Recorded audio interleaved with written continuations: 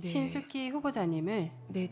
대법관으로 임명해야 하는 이유를 예. 1분간 말씀해 주시겠습니까? 네, 제가 답변만 준비해 왔는데 1분의 시간이 주어지니까 당황스럽긴 왜냐하면 합니다만 그러면 본인이 이 자리가 면접장이라고 생각하시고 왜 네. 내가 대법관으로서 국민의 임명을 받을 수 있는 인재인지 네. 한번 1분간 설명해 주십시오. 준비하셨을 것 같은데요. 아, 예.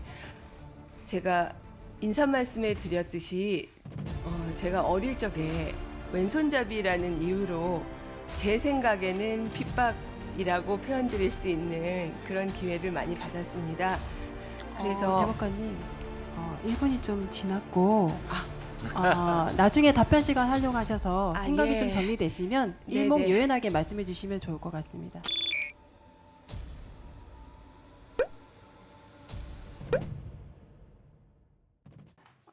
국민께서 네. 신숙희 후보자님을 네네.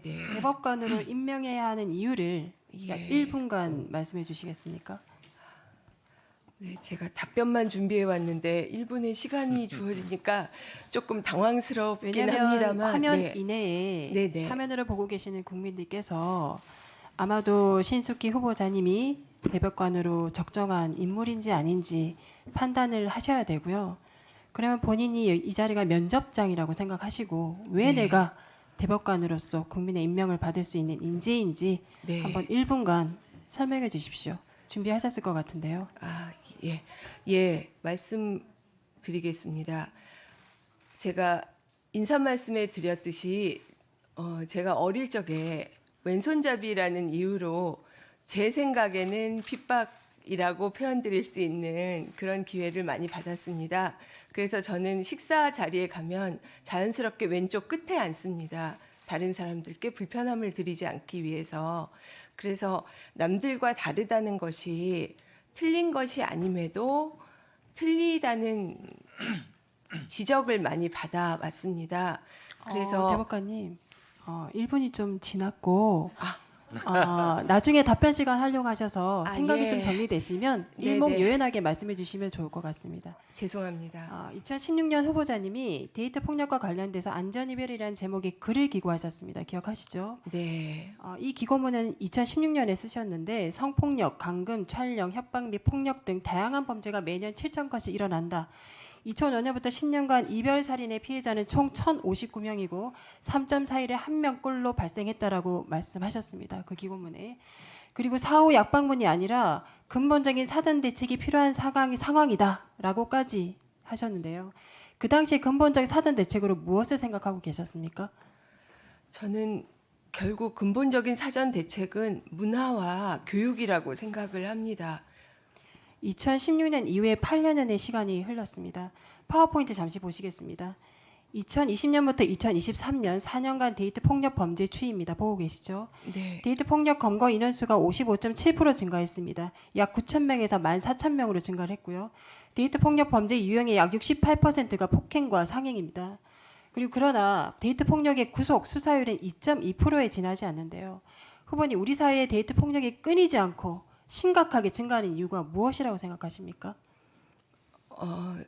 제가 여러 가지 강의라든가 언론이라든가 책자를 통해서 파악한 바로는 상대방과의 헤어짐을 인정하지 않고 또는 상대방을 내 소유물이라고 생각하는 부분에 있다고 생각하고 있습니다. 말씀하셨던 근본적인 사전 대책의 교육과 문화의 문제라고 말씀하시는 겁니까? 네, 그렇습니다. 이 상통하는 이야기라고 네, 그렇게 이해를 생각하고 되겠습니까? 있습니다.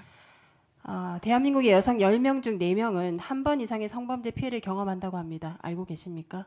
네. 심각하지요. 또한 데이트 폭력, 스토킹 범죄는 해마다 증가하고 있는데 이를 심각하게 보지 않습니다.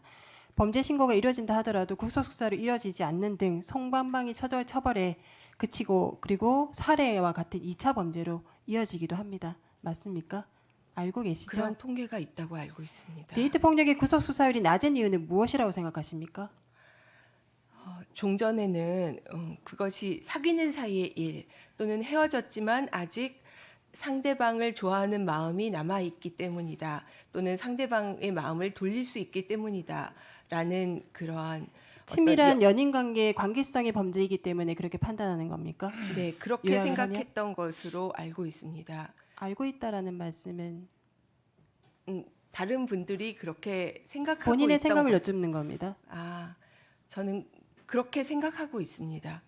구속해서 수사하더라도 양형이 너무 낮다라고 하는 국민의 법관점과 괴리된 판결들이 있는데요. 여기에 대해서는 어떻게 생각하십니까?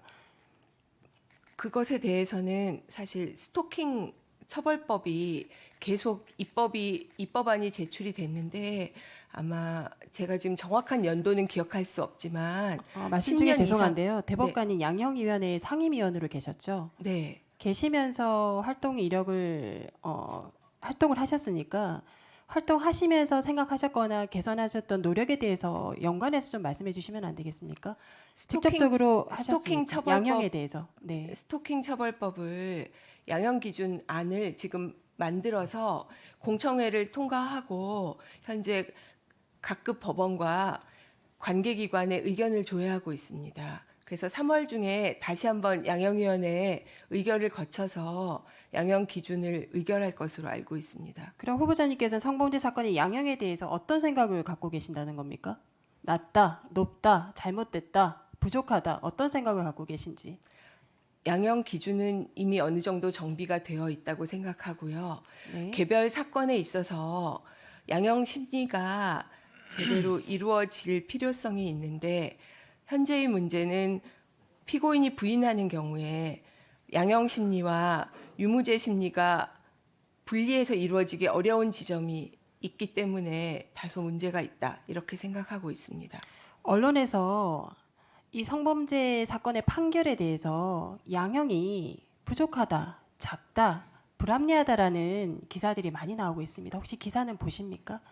다 보고 있습니다. 뭘 느끼십니까? 노력을 하시고 개선을 하시는데 시간도 꽤 오래 지났고요. 제가 기고문에 말씀드린 이유가 이미 8년 전의 이야기입니다. 문화가 변화야 하고 교육도 필요하다고 말씀하셨고 적어도 작년 4월부터 양형위원회 상임위원으로 활동도 하고 계십니다. 개선 혼자는 어렵다고 말씀하시는 겁니까? 아니면 개괄적으로 교과서적인 얘기만 하시는 거 아닙니까? 왜 우리 사회가 변하지 않는지, 성범죄가 왜 증가하고 심각해지는지에 대해서 심각하게 개인적으로 판사의 입장에서 생각해 보신 적 있습니까? 거기에 대한 의견을 묻고 있는 겁니다. 문화라는 것은 법원이 만드는 것이 아니고 우리 사회 전체가 만드는 것이라는 말씀을 조심스럽게 드리고 싶습니다. 젠더법 분야에 정통한 전문가라고 알고 있습니다. 맞습니까? 그렇습니다. 좀 전에 인사 말씀에서는 전문가는 아니고 내가 판사로서 활동한 이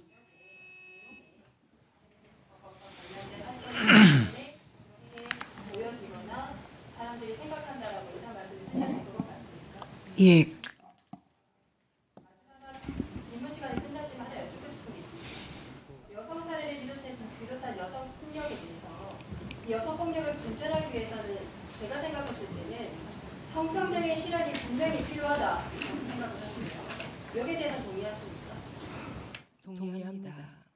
지금의 네. 정부가 여성에게 구조적 성차별이 없다면서 여성가족 폐지를 주창하고 네, 정리해 주세요. 예, 제가 알았습니다. 아니, 제가 또 다 드릴게요.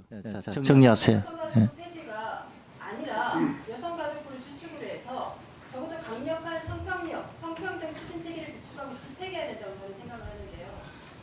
후보자님은 여성으로서 또 성평등에 관련돼서 젠더법의 전문가로서 어떻게 생각하시는지 답변 예, 행정부의 어떤 정책에 대해서 제가 전형적인 답변을 드릴 수밖에 없지만 대법관 후보자로서 말씀드리기는 다소 곤란한 지점이 있습니다. 하지만 여성가족부가 폐지되더라도 여성 정책과 가족을 위한 정책을 하는 기관은 반드시 필요할 거라고 생각합니다.